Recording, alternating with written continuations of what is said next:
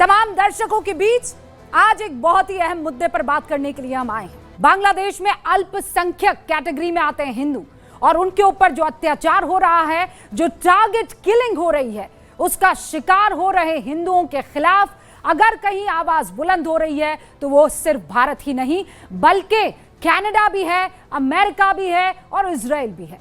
भारत के तथा कथित सेक्युलर और गंगा जमनी तहजीब के जो तमाम पुरोधा हैं, अलमदार है, वो कहीं भी किसी भी प्लेटफॉर्म पर आपको इस मसले पर बात करते हुए दिखाई नहीं दिए।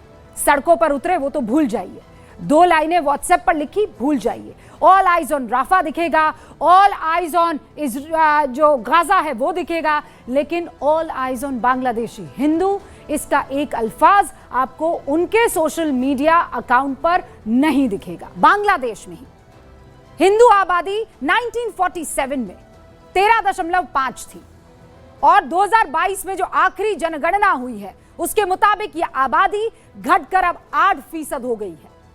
अब लगभग 1,30,00,000 की आबादी वहां पर रह रही है हिंदुओं की। आजादी के वक्त 10% मुस्लिम आबादी थी, जो कि 2011 में बढ़कर 14.2 पहुंच गई थी। अब आंकड़े देखकर थोड़ी कम समझ वाला आदमी भी ये कह सकता है कि अल्पसंख्यकों के हालात कहां पर बेहतर है। ये मैं हिंदुस्तान का आंकड़ा आपको बता रही थी, लेकिन आंकड़ों पर बात करने का सबसे बड़ा नुकसान ये होता है कि इससे फर्जी नैरेटिव खत्म हो जाता है। विचारधारा की लड़ाई में इंसानियत कहां चली गई है, आज ये बड़ा सवाल है। गूंज में सवाल ये भी कि हिंदुओं की हत्या पर सवाल से भारत के कुछ चुनिंदा लोगों को परेशानी क्यों हो रही है? क्या हिंदुओं की जिंदगी से ज्यादा उन्हें बांग्लादेश की बदनामी की फिक्र है?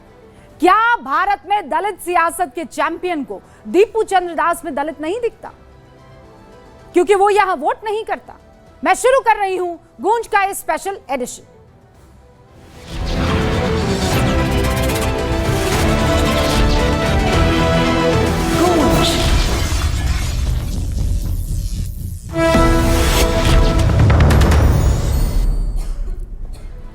सारे खास मेहमान हमारे साथ जुड़ चुके हैं। एक तरफ जनता और जनता के सामने वो तमाम लोग जिनको सवालों के जवाब देने हैं। भारतीय जनता पार्टी के राष्ट्रीय प्रवक्ता शिवम त्यागी हमारे साथ जुड़ चुके हैं, जोरदार तालियों से स्वागत कीजिए। मुस्लिम राष्ट्रीय मंच के संयोजक मोहम्मद फैज खान साहब जुड़ चुके हैं, जोरदार तालियों से स्वागत। उनके ठीक बगल में आध्यात्मिक गुरु इशिका तनेजा आपको स्क्रीन पर दिखाई दे रही है, स्वागत कीजिए। फिर इस तरफ आइए, समाजवादी पार्टी के राष्ट्रीय प्रवक्ता फराज किदवई साहब जुड़ चुके हैं, बाकायदा लखनऊ से यहां डिबेट में हिस्सा लेने के लिए आए हैं। ऑल इंडिया इमाम एसोसिएशन के मौलाना साजिद रशीदी साहब, जोरदार तालियों से स्वागत कीजिए, जुड़ चुके हैं। और उनके बगल में वरिष्ठ पत्रकार सतीश के सिंह साहब भी जुड़े हुए हैं। आप सभी का बहुत बहुत स्वागत है। रशीदी साहब, आपने सुना आज जो बयान है उसी पर हमारी चर्चा है। कुछ घटनाएं हो गई तो उसे जेनोसाइड या टारगेट किलिंग कैसे कहा जा सकता है?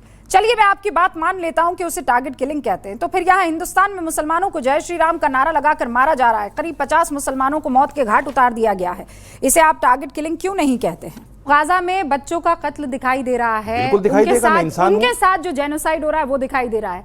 हमास का अटैक इजराइल पर 7 अक्टूबर का याद है? 1 साल के बच्चे को उठाकर अवन में फेंक दिया था आतंकियों ने, याद है आपको? याद है कि बच्चियों को उनकी मां से खींचकर हमास के आतंकवादियों ने गुफाओं में ठूस दिया था, आपको याद है? 200 से ऊपर और जाकर दनादन गोलियां चला दी गई थी। आपको ये जेनोसाइड है? मैं बताता हूं, ये जेनोसाइड है। बिल्कुल मैं बताता हूं, सुनिए। नहीं बताता नहीं, पहले ये बताइए ये जेनोसाइड है कि नहीं है? आप लोग केबीसी खेलना शुरू कर देते हैं। केबीसी नहीं, सुनिए ना, मैं बता रहा हूं। आपको गाजा के बच्चे दिखते हैं, मैं बता रहा हूं। इजराइल के बच्चे नहीं दिखते हैं, मैं बता रहा हूं। आपको बांग्लादेश का दीपू चंद्र दास नहीं दिखता है, यहाँ का अखलाक दिखता है, यहाँ का अखलाक दिखता है आपको। मैं बता रहा हूँ, सुनिए तो सही, सुनिए तो सही, शांति तो रखिए। 1948 में जब इजराइल बना उसके बाद से अब तक कितने लाख मुसलमान मार दिए गए, आपको याद है? अच्छा, याद है? बांग्लादेश में कितने हिंदू मार दिए गए, आपको याद है? मुझे याद है। कितने मार? मैंने निंदा की सबकी। नहीं, निंदा आज भी निंदा करता हूँ। आपकी निंदा को रशीदी साहब आप अपनी जेब में रख दीजिए। सुनिए सुनिए, आपकी निंदा नहीं चाहिए। नहीं सुनिए, आपकी निंदा नहीं चाहिए। क्यों नहीं चाहिए? क्योंकि क्यों मैं बताती हूँ, आपकी निंदा इसलिए नहीं चाहिए मौलाना साहब क्योंकि आप, मुझे इंसान का दुख नहीं होता। आप गलत कह रही हैं, आपकी निंदा नहीं चाहिए। क्यों नहीं चाहिए? इंसान तब दिखता है जब निंदा क्यों नहीं चाहिए? आपको इंसान तब दिखता है मैं मुसलमान हूँ, होता है। मैं मुसलमान हूं, आपके लिए इंसान वही है जो ला इलाहा इल्लल्लाह मोहम्मद रसूलुल्लाह बोलता है, उसके अलावा आपको सिर्फ काफिर दिखते हैं। और काफिर की हत्या हो जाए तो आपका दिल कांपता नहीं है। बिल्कुल नहीं, गलत कह रही हैं यही है। क्यों नहीं चाहिए आपको मेरी निंदा? मैं सुनूंगी आपकी क्यों नहीं पूरी चाहिए बात। आपको मेरी निंदा? मैं आपकी पूरी बात क्यों नहीं चाहिए मेरी निंदा? जब आप दीपू चंद्र के इसका साथ जवाब दीजिए, बड़ा मेरी निंदा क्यों नहीं चाहिए? उतर जाते। अगर हम निंदा ना करें तब मुसीबत, निंदा करें तो हमें निंदा चाहिए नहीं। आपको क्यों नहीं चाहिए? ओके तनेजा जी, क्यों नहीं चाहिए आपको निंदा? तनेजा जी सुना आपने ना, अजीब बात है। इन्होंने गिना दिया है कि मुसलमान मारे जा रहे हैं, वहां गाजा के मुसलमान इनको दिख रहे हैं, यहाँ बांग्लादेश का इंसान इनको नहीं दिख रहा है। देखिए ये प्रॉब्लम इसलिए है क्योंकि इनकी जो सोच है ना वो बहुत ज़्यादा लिमिटेड है, क्योंकि इनको हर हिंदू में काफिर नज़र आता है।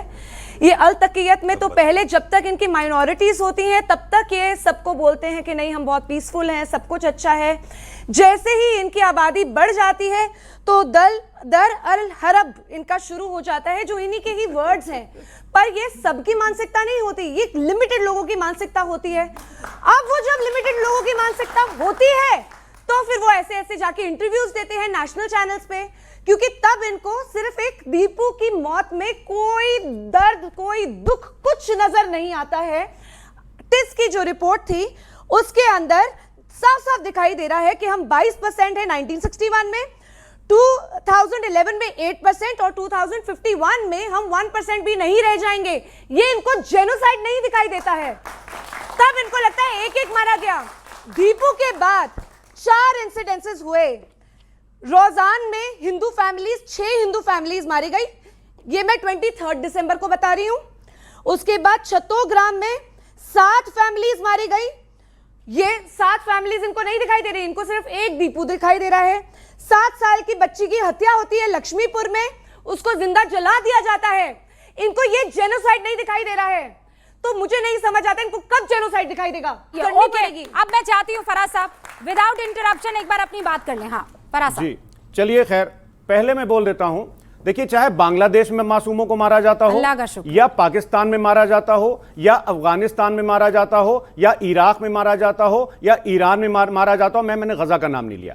देखिए जो मारे जाते हैं वो मासूम होते हैं, और जो लोग मारते हैं मुझे लगता है कि वो पॉलिटिक्स की वजह से मारते हैं, धर्म उसमें कम आता है, चाहे वो हिंदुस्तान में हो रहा हो चाहे बाहर आ रहा हो। सागर खयामी ने 4 लाइनें इस पर लिखी हैं कि ऐसी कोई मिसाल जमाने में पाई हो, हिंदू के घर में आग खुदा ने लगाई हो, बस्ती किसी की राम ने यारो जलाई हो, और नानक ने राह सिर्फ सिखों को दिखाई हो। रामो रहीमो नानको ईसा तो नर्म है, चमचों को तो देखिए पतीली से ज्यादा गर्म है। तो क्या हो रहा है मैडम कि क्यों मारा जा रहा है? देखिए पहली बात तो यह है कि बांग्लादेश में जो हो रहा है वो बहुत ही ज्यादा गलत है, उसकी हम निंदा करते हैं। और आदरणीय प्रधानमंत्री जी से मैं बोलता हूं कि अगर हो सके तो इसको एक्ट ऑफ वॉर माना जाए, और जिस तरह से इंदिरा गांधी जी ने बांग्लादेश को जन्म दिया था वैसे ही एक नए बांग्लादेश को मोदी जी जन्म दे दें। मेरा उनसे हाथ जोड़ करके यह विनती है, क्योंकि पिछले 11 साल से आदरणीय प्रधानमंत्री जी विश्व गुरु हैं, और विश्व गुरु होने के बाद रूपिका जी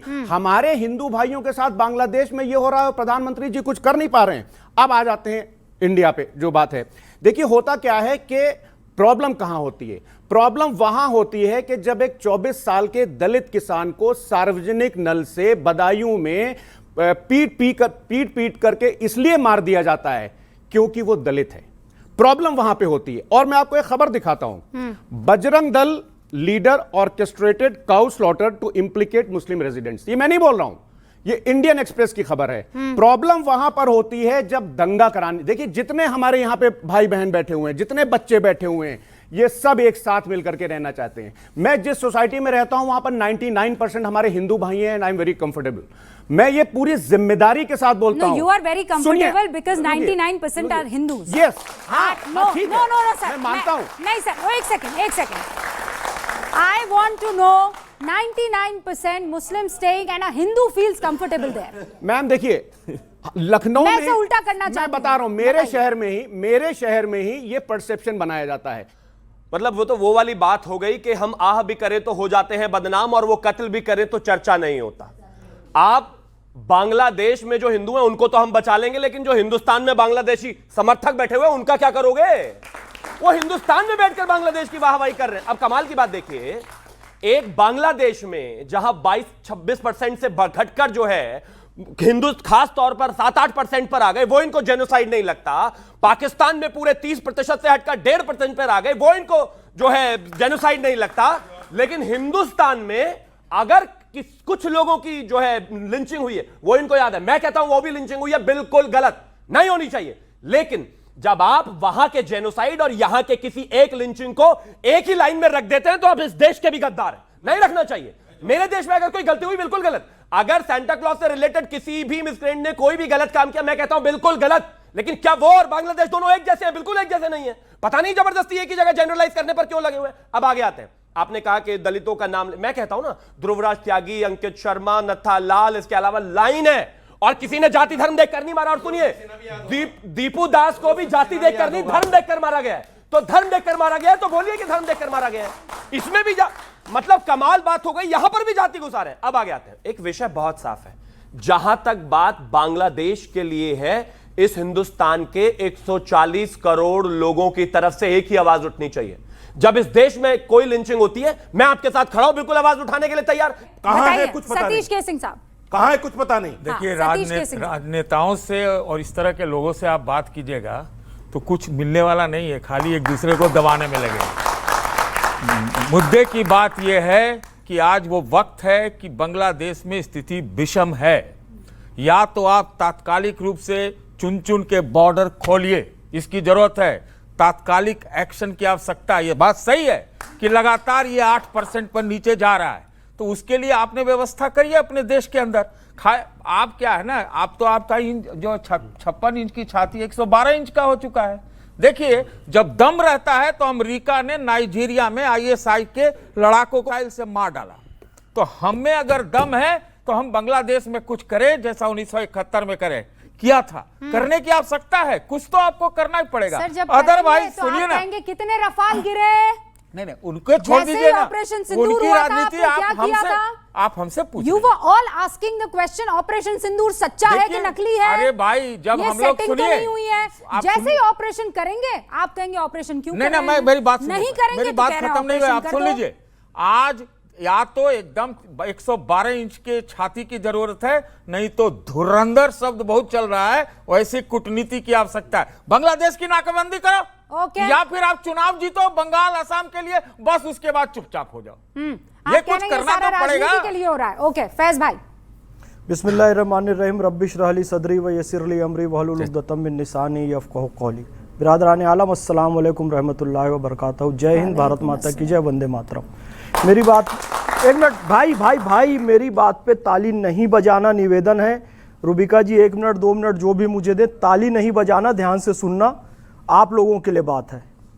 15-20 मरे हैं, 15-20 कोई आंकड़ा थोड़ी है हिंदू जो मरे हैं। जब तक सबको मार नहीं लेंगे चैन से नहीं बैठेंगे। Who are Hindu, you are Hindu. गंभीरता से समझ लो इस बात को, और पूरा देश सुन रहा है और पूरी दुनिया सुन रही है। और गोधरा कांड के आरोपियों को बचाने के लिए राहत इंदौरी ने लिखा था, जिनका मसलक है रोशनी का सफर, वो चिरागों को क्या बुझाएंगे, अपने मुर्दों को जो जलाते नहीं वो जिंदों को क्या जलाएंगे।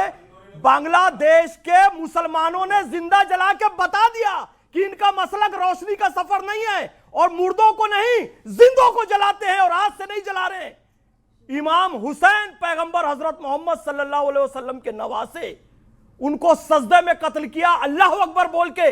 बीबी फातिमातुज जहरा के साथ बदतमीजी की, पैगंबर हजरत मोहम्मद सल्लल्लाहु अलैहि वसल्लम की बेटी, उनके साथ बेअदबी की अल्लाह अकबर कहकर, और दीपू चंद्र दास तक को जलाया अल्लाह अकबर कहकर। तुमको क्या छोड़ेंगे जो अपने नबी के नवासे को नहीं छोड़ते। गंभीरता से सुनो और इसको समझो अंदर से। यदि इस गंभीरता को आपने नहीं समझा तो इशिका ने जी ने जो बात कही कि जब कम रहते हैं तब तो आकर शिवम भाई से, हिंदू भाई से गले मिल लेंगे, दलित बौद्ध इनकी बात करेंगे। जहां बहुसंख्यक हुए, बामियान में गौतम बुद्ध की प्रतिमा ये तोड़ते हैं। और सब ताली नहीं बजाना, फिर कह रहा हूं, पूरी दुनिया में इसी विचारधारा ने गौतम बुद्ध की सबसे ज्यादा प्रतिमाएं तोड़ी। और बुद्ध की प्रतिमा के नाम से बुद्ध शब्द आया कि बुद्ध की प्रतिमा तोड़ने वाले बुद्ध शिकन होते हैं। इतनी घटिया विचारधारा ये लेकर चल रहे हैं। और फिर मैं बताता हूं, बारंबार कहता हूं, रूबिका जी आप कलमा पढ़ती है, मैं कलमा पढ़ता हूं, और इस बार मैं अरशद मदनी जी की तारीफ करूंगा। उन्होंने बांग्लादेश के आतंकियों को मुसलमान स्वीकारा, कि ये मुसलमानों ने किया और हमारी निगाहें शर्म से नीचे झुकती है। यहाँ पे दो बातें हुई। एक आरएसएस के मौलाना साहब ने कहा कि देखिए ये दलितों की बातें करते हैं, हमारी तरफ बोल करके इन्होंने बोला। देखिए मैं समाजवादी पार्टी का स्पोक्स पर्सन हूं, आरएसएस के मौलाना साहब, और मैं आरएसएस के मौलाना साहब, अरे आप आरएसएस में तो है ना? ये लो भैया, हमने मौलाना भी रख लिया। इन लोगों ने आपको अरे आरएसएस भी बताते हैं और हमने मौलाना भी रखे हुए, मतलब कमाल बात है। ये आरएसएस में नहीं है क्या? स्वीकार कर रहे हैं ना। एक सेकंड रुकिए, आप दोनों किसकी तरफ से खेल रहे हैं? हमारी तरफ से। अरे आप तो कह रहे थे, आप हमेशा कहते रहे हैं, हमेशा कहते रहे कि आरएसएस को मुसलमानों से नफरत है। नहीं उनकी विंग है। तो ये आरएसएस के मौलाना साहब कैसे हो? मैडम मैं बता रहा हूँ, ये तो पंडित जी होने चाहिए थे ना। सुनिए तो मैडम, आरएसएस की आप दोनों आज बहुत गलत नहीं पिच पर खेल रहे हैं। नहीं फंसे। आरएसएस की मुस्लिम विंग है भाई, ये तो पूरी दुनिया जानती है भाई, राष्ट्रीय मुस्लिम मंच है कि नहीं? इन्होंने रख रखे हैं। आरएसएस को नफरत अरे मुस्लिमों से, अरे देखिए इन्होंने घर वापसी, आपकी घर वापसी क्यों नहीं हुई? आरएसएस तो घर वापसी करवाता है ना, तो फिर मुसलमानों को कैसे बर्दाश्त करना? घर वापसी क्यों नहीं हुई? इन्होंने जवाब दे दिया, मैं घर में हूँ। फैज भाई, दो चीजें। फराज भाई, आरएसएस को हिंदुओं से मुसलमानों से एलर्जी है, आप ही कहते हैं। 100 ठीक है? दलितों से भी है। हाँ, खाली आप मुसलमानों से सुनिए, नहीं, दलितों से भी है। सवाल फराज भाई, तो आरएसएस को मुसलमानों से एलर्जी है, दलितों से एलर्जी, आप ये कहते हैं। वो चाहते हैं घर वापसी हो, वो चाहते हैं अखंड भारत हो। तो सबसे पहले तो फैज खान को कोई हिंदू नाम दीजिए भैया, फर्ज से कुछ हिंदू नाम दीजिए ना। फैज प्यारा है। हाँ अरे मैडम मैं बोलूं, फग्गन सिंह क्यों नहीं कर देते हैं? कुछ भी, अरे ये फैज सिंह घर वापसी करके फग्गन क्यों नहीं कर दिया? क्यों फैज? अरे फैज सिंह कर दीजिए, इनके ऊपर है भाई। भाई जो उनके पास है उनकी घर वापसी कर नहीं रहे हैं। करने देंगे कि नहीं? आपका अब हाथ narrative है जोड़ते ना हुए सर? चला देंगे कि हाथ जोड़ लिए सपा प्रवक्ता ने, नहीं, है ना? यही ये चलाएंगे मेरा आप। काम नहीं है, ये मेरा काम नहीं है। हाँ तो अब मुझे पूरा विक्टिम कार्ड वाला खेल आपका है, मेरा नहीं। पूरा खेल, पूरा खेल लें दीजिए, मेरे पास नहीं। खेल ही लें दीजिए फिर। देखिए आरएसएस के मौलाना साहब ने एक बात बोली। मौलाना साहब मैं पहले आपको ये बता दूं आरएसएस के जो हैं कि मैं समाजवादी पार्टी का स्पोक्स पर्सन हूं, मुसलमानवाद में हूं, पहली बात। वेरी गुड, दूसरी तारीफ कर रहे हैं, ताली बजाओ। हाँ नहीं, मैं यहाँ खड़ा हूं तारीफ कर रहे हैं स्पोक्स पर्सन की हैसियत से, ना कि इस्लामिक स्कॉलर की तरफ से। very good. Let me tell you very clearly. मुझे पहले बहुत अच्छा समाजवादी लगता पार्टी अगर का आप ये प्रवक्ता है, कहते मुसलमान बाद मैं में पहले आए। हिंदुस्तानी हूँ और मुसलमान बाद में हूँ। मैं पहले हिंदुस्तानी हूँ, बाद में मुसलमान। हिट है, आप हिट आप हैं, जानती हैं मुझे, आप हिट हैं, आप जानती हैं आप मुझे। हिट हैं। चलिए अब मुझे आगे आगे जाने दीजिए। नहीं नहीं नहीं, एक सेकंड, नहीं नहीं छोड़िए छोड़िए, एक सेकंड। रूबिका जी देखिए, डांट पड़ेगी, आपने कहलवा तो दिया ही नहीं। कंप्लीट। जाते ही डांट पड़ेगी, अखिलेश जी पूछेंगे कैसे कह दिया आपने? एक सेकंड, रुक जाइए। देखिए आरएसएस के मौलाना साहब ने, आज ये दोनों फंस तनेजा जी, आरएसएस के मौलाना साहब ने एक बात बोली। तनेजा जी, आप अभी खूब अलतकिया पे, अब जब इनको वो तो कह दारुल रहे हैं कि हरम भी मैं कहना पहले नहीं आता। हिंदुस्तानी हूँ, तो you must go and at least shake hands with him. मैं तो कहूंगी That ये he is मेरे a- घर पे he is a- पूजन पे आए very और good, उसके very बाद good. आरती करें अच्छा, एक और सेकंड, फूल एक चढ़ाएं, तो एक मैं सेकंड, मान मैडम। जाऊंगी कि ये जो बातें कह रहे हैं सच कह रहे हैं। आगे। वही एक तो इनकी चैलेंज। असलियत वो दिखाते करते हैं। हैं, वो करते हैं। नहीं एक सेकंड। हाँ। और दूसरी एक चीज, सेकंड, एक second, hang on, news Akhilesh ji का भी नाम बदलेंगे। Hang on. वो कब अपना नाम बदल रहे हैं? मैं न्यूज 18 के माध्यम से खुला चैलेंज देता हूं, मैं गणपति पूजा में आऊंगा, आप हमारे यहाँ मिलाद में आएंगी? खुला चैलेंज, ओपन चैलेंज, दरगाहों में ओपन चैलेंज जाते हैं मेरे। हम तो वासुदेव रूबिका जी कुटुंबकम के रखवाइए हैं। आप, और क्या? हम आते रखवाइए हैं आप। तभी आपको यहाँ पे जीने का रखवाइएगा मौका आप। मिल रहा है। आप रखवाइएगा हम आपका सर कि ये मिलाद में जुदा हमारे नहीं आएंगी। कर रहे हैं तन से। आप गलत जगह आ रही हैं मैडम, आपको पता नहीं अभी मेरे बारे में। अभी तो आगे- आपकी आगे- पार्टी को नहीं पता आपके बारे में, आगे- तभी आप अच्छी तरह गए से वहाँ पता पे। है, अच्छी तरह। जैसे ही अभी आप अभी नए न्यूज़ नए आने, वायरल अभी आप होगी, नई आपको नहीं वहाँ आई से भी निकाल हैं, दिया अभी आप जाएगा। नई नहीं आई हैं, अभी नहीं अभी पता आपको आपको। डांट पड़ने वाली आगे है, सुनिए। नहीं तो अखिलेश जी का नहीं, नाम नहीं, चेंज नहीं, होगा। अच्छा फराज भाई वो मेरी बोलिए बात बोलिए बोलिए। अच्छा देखिए, दो चीज, एक सेकंड, एक सेकंड, नहीं एक सेकंड, जरूरी बात है, जरूरी बात है मैडम। और इस वक्त वरिष्ठ पत्रकार सलाउद्दीन शोएब चौधरी भी हमारे साथ जुड़े हुए हैं। शोएब भाई बहुत बहुत स्वागत है आपका, जोरदार तालियों से शोएब भाई का स्वागत। देखिए शोएब भाई के बारे में मैं आपको बता दूं, रहते तो ढाका में हैं, लेकिन जब इस वक्त की सरकार में वहां पर हालात बद से बदतर हो रहे हैं, तो ये वो पत्रकार हैं जो अपनी जुबान को तलवार की तरह इस्तेमाल करते हैं और जो भी सत्य और तथ्य है वो कहने में गुरेज नहीं करते हैं। शोएब भाई बहुत बहुत स्वागत है आपका। इस वक्त एक बड़ा सवाल जो है वो इस बात को लेकर उठ खड़ा हुआ है कि वहां जिस तरीके से हिंदुओं की हत्याएं की जा रही हैं, वो देखना इंपॉर्टेंट नहीं है। इंपॉर्टेंट ये है कि हिंदुस्तान में क्या कुछ हो रहा है। क्या आप भी यही सोच रखते हैं कि हिंदुस्तान को अपने से मतलब रखना चाहिए, जो बांग्लादेश में हो रहा है होता रहे? बहुत बहुत धन्यवाद मेरे बहन रबीका लियाकत जी। जी भाई, देखिए, बांग्लादेश में आप जो जानते हैं, दीपू चंद्र दास की हत्या के बाद अभी अमृत मंडल की भी हत्या हो गई। दीपू चंद्र को इन्होंने जिंदा जला दिया, कहा कि ब्लास्फेमी की एलिगेशन। और अमृत, इन लोगों ने जो कत्ल किया है, कहता है कि अमृत मंडल ने एक्सटॉर्शनिस्ट है। तो हिंदू को एक एक बदनाम दे दो और हिंदू को जला दो। और जब जलाता है हिंदू को, आपने जैसे कह रहा था, मैंने सुन रहा था शो पे कि नारा तकबीर अल्लाह पर स्लोगन देता है।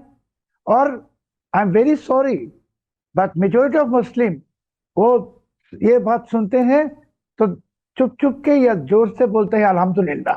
बहुत खुश होता है कि हिंदू मर गई, काफिर मर गई। अभी बांग्लादेश में जो हो रहा है, ये तो सिर्फ जाति संहार है नहीं, it's not ethnic cleansing, it's a नरसंहार, जेनोसाइड। ये बांग्लादेश में दिस पार्ट, जब हम 1947 के बाद, ये हिंदू पॉपुलेशन थे 38%, अभी हिंदू पॉपुलेशन हो गई 7%। जब हमारे वॉर ऑफ इंडिपेंडेंस 71 में 30 लाखों की जान गई, उसमें 90% हिंदू थे, 27 लाख। 5 लाख में माँ बहन की इज्जत लूटा तो कितने थे? उनमें से 80%। तो हिंदू ने लाख लाख हिंदू ने जान दिया, इज्जत दिया, बांग्लादेश बनाया। और आप अभी बांग्लादेश में वही हिंदू को दुश्मन ठहराते हो। नहीं पर शोएब जी, अभी आप मौलाना साहब को भी यहाँ पर सुन रहे थे और बाकी सारे मेहमान जो हैं वो भी यहाँ पर अपनी बात रख रहे हैं। वो ये कह रहे हैं कि आप इसे जेनोसाइड नहीं कह सकते हैं, आप तो वहाँ ग्राउंड जीरो पर मौजूद हैं। क्या यहाँ हिंदुओं की टारगेट किलिंग हो रही है, उनको चुन चुन कर, कि इसलिए क्योंकि ये काफिर है मारा जा रहा है? तथ्य आप बता सकते हैं?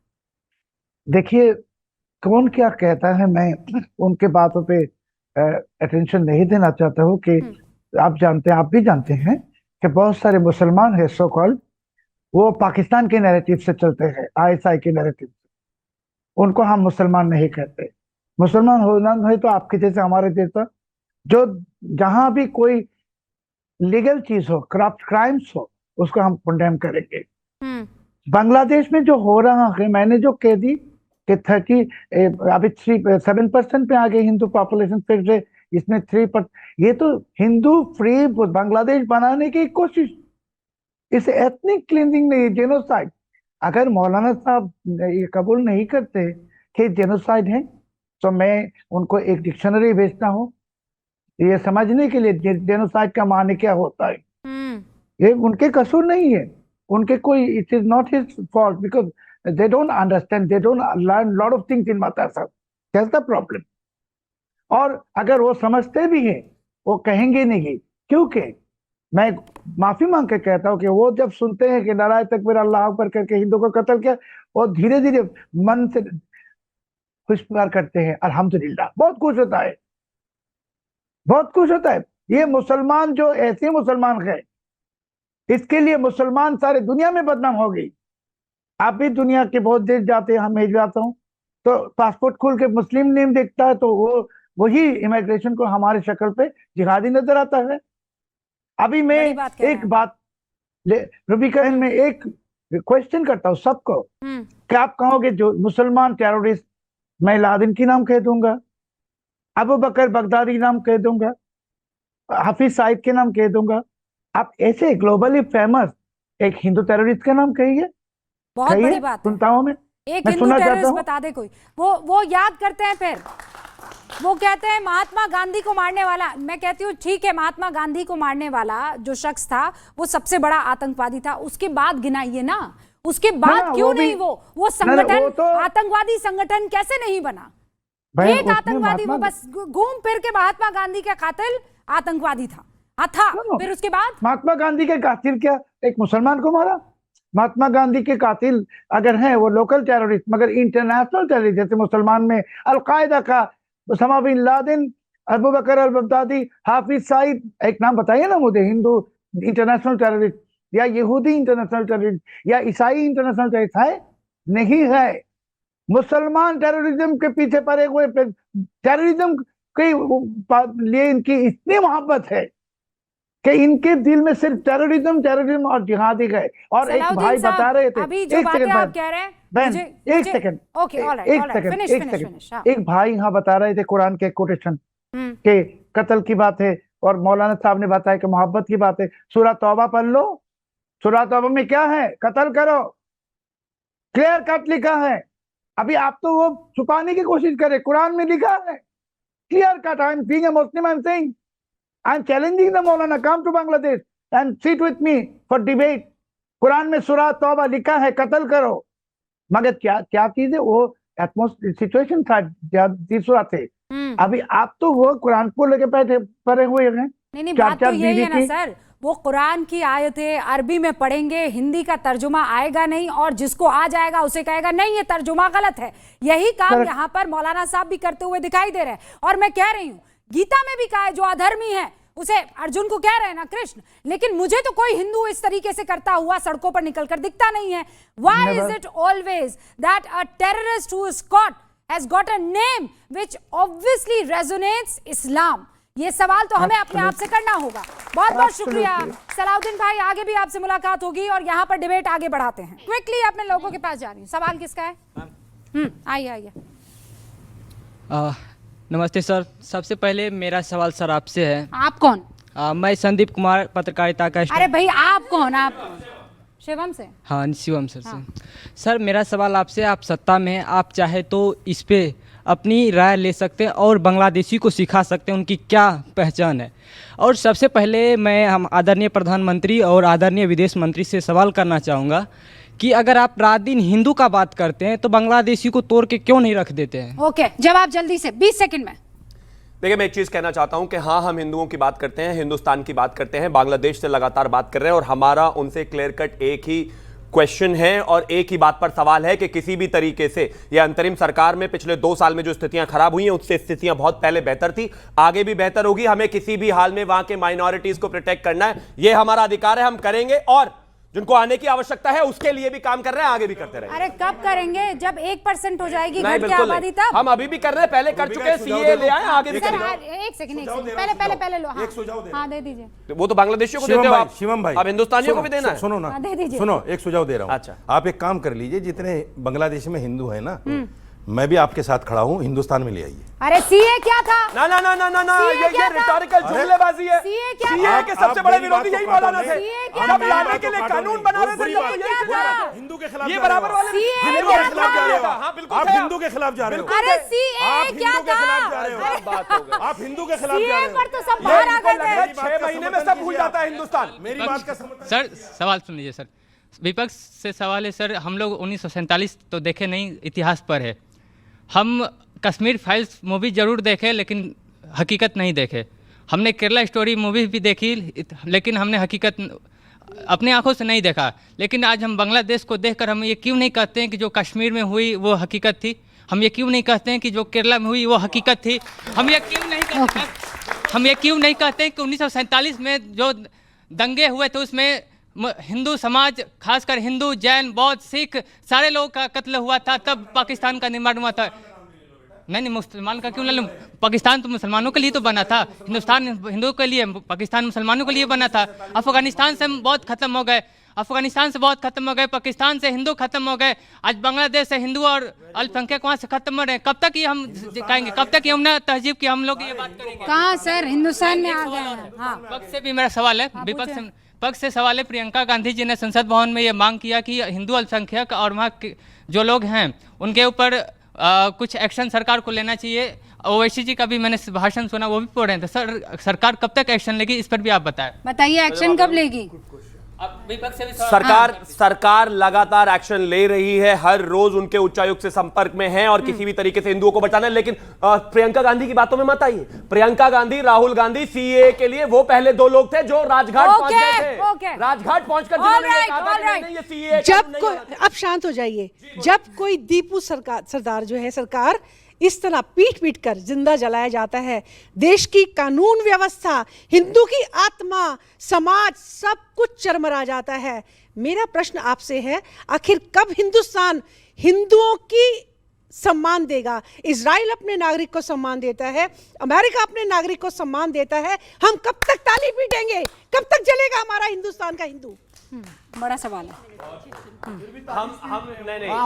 हम हिंदुओं को और इस देश के नागरिकों को सम्मान देते हैं, तभी सीएए लाए। हम हिंदुओं को, हिंदुस्तान के नागरिकों को सम्मान देते हैं, तभी सीएए के तहत पूरे हिंदुस्तान में 35,000 से ज्यादा लोगों को नागरिकता दी। जहां से लोग आए थे उनको नागरिकता नहीं मिल रही थी। हम हिंदुस्तानियों को और हिंदुओं को सम्मान देते हैं, तभी राजकोट से लेकर दिल्ली से लेकर और इसके अलावा हरियाणा तक अलग अलग लोगों को नागरिकता दी और हर किसी व्यक्ति को यहां लाने का प्रबंध कर रहे हैं और हमेशा करते रहेंगे। नहीं, पर हिंदुओं को उनकी मातृभूमि में उनको एक सुरक्षित राष्ट्र देना पड़ेगा। अरे वो हम कैसे दे देंगे? हम कैसे दे देंगे? हम कैसे दे देंगे? हम कैसे दे देंगे शिवम त्यागी को वहाँ का प्रधानमंत्री बनाकर? नहीं, कैसे दे देंगे? वी फील कि हम सिर्फ बीजेपी से यही दरख्वास्त कर सकते हैं। नहीं, बस एक काम हो सकता है, एक काम हो सकता है कि यहाँ जितने घुसपैठिए घुसे हुए हैं उनको बाहर निकालो। बोलिए भैया। देखिए मैडम, कैसे बोलेंगे? नहीं, सुनिए। अरे सुनिए, अभी उस बच्चे ने सवाल पूछा, अभी एक बच्चे ने सवाल पूछा इनसे, कश्मीर से लेकर के और तमाम फिल्मों के बारे में बताया। इन्होंने फिर बहुत सारी बातें कही। नहीं, वो सवाल आपसे था। नहीं, आपने जवाब दिया था ना। सवाल आपसे था भाई, आपने कुछ जवाब दिया। हाँ सुनिए, सरकार सर मुझे जल्दी से वाइंड अप करना है। तुलसीदास जी रामचरितमानस में लिखते हैं कि झूठ ही लेना, झूठ ही देना, झूठ ही भोजन, झूठ चबेना, बोले ही मधुर बचन, जिमी मोरा, खाई महादी हृदय कठोरा। ये सुबह से लेकर के रात तक सिर्फ झूठ बोलते हैं। ताली बजाओ। झूठ बोलने के अलावा कोई काम नहीं। ओके। वैसे ये कोई जवाब हुआ? रशीदी साहब, मुझे एक बात बताइए, मुझे एक बात बताइए, शिवम जी, फैज कुरान के अंदर, हदीस के अंदर कहाँ लिखा है कि आप सर तन से जुदा? अगर आप मुझे बता दीजिए तो मैं आपको मान जाऊंगी। पाकिस्तान में ये नैरेटिव चला था सर तन से जुदा, हमारे भारत में क्यों ना रहे? और देखिए, मोहम्मद साहब को कौन प्यार नहीं करता? नारे लगे माथे पे लिख करके आई लव मोहम्मद। अरे अभी हम तो मज़ारों को पूछते हैं, हम तो हर जगह ढोक लगाते हैं। अब आप देखिए जरा, अभी आप टेप चला दीजिए मोहम्मद साहब के ऊपर कव्वाली जो है अदनान सानी की, सारे बच्चे नाचेंगे। अरे हम तो हिंदू हैं, हम तो जहाँ जो मिलता है वहीं सर झुकाते हैं। एक सबसे बड़ी बात है, हमारे रामनवमी पर, हमारे त्योहारों पर पत्थर क्यों मारे जाते हैं? यहाँ तक दिल्ली के अंदर करबला का जुलूस निकल रहा था और पत्थर किस पर चले? हम पर चले। बांग्लादेश की आप बात करते हो, उस वक्त एक नेता था, मुस्लिम के ऊपर जुल्म कर रहा था, रेप हो रहे थे। उस वक्त हमारा फर्ज था। आज कट्टरपंथी उस देश को पकड़ना चाहते हैं। अरे एक होता है एहसानमंद, एक होता है एहसान नाशनाश, एक होता है फरामोश। फरामोश तो याद आ जाएगा, लेकिन नाशनाश का क्या करें? ये जो तरह से जला रहे हैं, जो भी कर रहे हैं, अपने ममलिकत को खुद ही बर्बाद कर रहे हैं। मैं आपकी पहली बात का जवाब देता हूं, तो बाकी तो इन पर डाल दिया आपने। मैं ये कह रहा हूं, कुरान में कहीं भी, मैं तो साफ कहता हूं, अगर मोहम्मद साहब के बारे में भी गलत कहा जाए तो हिंदुस्तान, पाकिस्तान, बांग्लादेश, क्योंकि ये जमहूरी मुल्क हैं, संविधान से चलते हैं, हदीस और कुरान से नहीं चलते, गीता से नहीं चलते। वहां पर किसी इंसान का कत्ल करना, उसको गला काटना बिल्कुल हराम है, गुनाह है, इस्लाम के खिलाफ है। तो कब्रिस्तान में जगह क्यों देते हैं? दफन क्यों करवाते हैं? ये संविधान कहता है। हाँ, ये संविधान कहता है। नहीं क्यों? अरे आप जब मुसलमान मानते ही नहीं तो जला दीजिए ना उसे। मैडम, संविधान को हटा, जलाइए ना, क्यों नहीं? संविधान से क्लोज हटा दो। अब गड़बड़ी कर रहे हैं। नागरिकों के लिए, आतंकवादियों के लिए नहीं, उसके साथ जो चाहे कर सकते हो। अच्छा सुनिए एक मिनट, बड़ा सवाल है। मैं कह रही हूँ, ये जो जितने भी आतंकी पकड़े जाते हैं, ये मरते हैं, इनके जनाजे में इतनी भीड़ क्यों निकलती है? वो जला तो फिर जन्नत नहीं जाएगा। मैं जवाब दे रहा हूं। तो जला के खत्म करो, उसके टुकड़े टुकड़े करो, समंदर में डाल दो। ये तो नहीं करते हो, दफन उसको कब्रिस्तान में करोगे और कहोगे मुसलमान नहीं है। मैं दे रहा हूं ना जवाब। जितने भी लोगों को फांसी की सजा हुई, कोर्ट ने खुद कहा कि ये जिस धर्म के हैं उसी धर्म से। तो आप तो कहते हैं कि वो धर्म है ही नहीं। कोर्ट ने कहा, ये संविधान है। आप तो कहते हैं उनका कोई धर्म है नहीं। जिस धर्म के है, गोडसे के मंदिर बन रहे हैं, बापू के मारने वाले के, आप उसको समर्थन करते हैं? बेवकूफ है, जाहिल है, देश के सबसे बड़े गद्दार है। गोडसे के मंदिर बन रहे हैं। जैसे ही आपको पकड़ती हूँ आपको गोडसे याद आ जाता है। गोडसे की पूजा हो रही है। सतीश के सिंह साहब, ओके, सतीश के सिंह साहब, जल्दी जल्दी। मेरा सवाल मौलाना साहब से है कि जैसा आपने बोला कि 15-20 हिंदुओं को मारा, वो जेनोसाइड नहीं है। यहीं के डेटा के अनुसार बांग्लादेश में आज़ादी से अब तक लगभग 5% 6% हिंदू खत्म हो गए हैं और यहाँ पे 4 से 5% मुस्लिम बढ़ गए हैं। और आप ही का स्टेटमेंट है कि जय श्री राम का नाम लेके मुसलमानों को मारा जा रहा है। एक ऐसी घटना बता दीजिए जिसमें कोई व्यक्ति खड़ा होकर कह रहा हो कि जय श्री राम और वो मुसलमान को मार रहा है। एनसीआरबी का डाटा है। एनसीआरबी नहीं, जय श्री राम का नारा। हाँ, मैं बता रहा हूँ शम्स तबरेज है, हाफिज जुनैद है। अलीगढ़ में अभी सुनिए, अलीगढ़ में अभी एक मौलाना, मैं देखिए हिंदू मुस्लिम मानता नहीं हूं मैडम, मैं बहुत सेक्युलर आदमी हूं, लेकिन जिस बच्चे की बात का जवाब दे रहा हूं, अलीगढ़ में एक गांव है, कोई मैं उसका नाम भूल गया, इंडियन एक्सप्रेस की खबर है, सर्च कर लेना। वहां से एक मौलाना इमाम साहब नमाज पढ़ा करके आ रहे थे, उनसे जबरदस्ती कहा गया कि ये बोलो जय श्री राम, और उसके बाद में उनकी दाढ़ी नोची गई, उनको मारा गया, पीटा गया, जबरदस्त पीटा गया। अलीगढ़ का केस है। आपका जो स्टेटमेंट अगर वो करेक्ट है तो मैं उसकी कड़ी निंदा करता हूं, क्योंकि श्री राम की वो मर्यादा नहीं है, श्री राम के वो विचार नहीं है। जो अगर ये करता है वो हिंदू कहलाने के लायक नहीं। और आप ही का स्टेटमेंट है ना कि झंडे वाले में मंदिर तोड़ा गया, पहले उस चीज को आप क्लियर कीजिए। वहां मैंने खुद अपनी आंखों से देखा है, आरएसएस की पार्किंग के लिए मंदिर नहीं तोड़ा गया, सब कुछ वहीं सलामत है। सही, अच्छी बात। सर आपसे मेरा सवाल है सईद साहब, आप ये कहते हैं कि मैं निंदा करता हूँ, बांग्लादेश में जो हुआ उसकी निंदा करता हूँ, क्या किसी मुसलमान बोर्ड ने, क्या आपके किसी ऑर्गेनाइजेशन ने उसकी कोई ऑफिशियल उस पर यूएन तक वो गए, क्या संयुक्त राष्ट्र में उन्होंने मानव अधिकार के लिए डिमांड करी? और आप ये कहते हैं कि निंदा करते हैं, आप उन्हें मुसलमान नहीं मान रहे, तो वो मुसलमान थे जब उन्होंने कुछ गलत किया तो आपने मानना बंद कर दिया, जब वो ओलंपिक जीतेंगे तब आप मानेंगे कि वो मुसलमान? एक सवाल रूबिका, एक सवाल बहुत उठता है रूबिका, भाई बचाता है तो मुसलमान, मारता है तो मुसलमान नहीं है। एक सवाल बहुत उठता है। मैम मेरा सवाल लोगों की, बस एक मिनट, मेरा सवाल विपक्ष है, अगर ये गाजा से रिलेटेड होता तो इस पे ये पूरा डाटा या फिर पूरा आर्गुमेंट करते, बट ये दीपू चंद्र दास से है तो आज ये बोल रहे हैं दलित पे सवाल उठा रहे हैं या फिर भारत पे सवाल उठा रहे हैं, तो ये कब तक चलेगा कि ये बांग्लादेशी हिंदू पे ये मुंह चुप करके एकदम बैठे रहेंगे? ओके, अब मैं आखिरी, अब मेरे पास, ओके हाँ ठीक है सर, आपने बोला कि कहीं लिखा ही नहीं है कि नहीं मारा जाएगा। सर मैं आपके कुरान में ही लिखा हुआ है, सूरा 9 आयत 5 क्या कहता है, मैं वो बताता हूँ सर, गूगल पे लिखा हुआ है। और अच्छा, आप इसे धराशायी कर दीजिए सर, कुरान में लिखा हुआ है ये कि फिर नहीं सर, मैं बताता हूँ ना, फिर जब हराम के महीने बीत जाएं तो मुश्रिकों को जहां कहीं पाओ कत्ल करो। सर ये लिखा हुआ है इसमें, सर उन्हें पकड़ो, घेर लो और हर रास्ते में घात लगा के बैठो। अरबी की आयत पढ़ के बताओ ना, इसमें लिखा हुआ है। अरबी की आयत पढ़ के बताओ।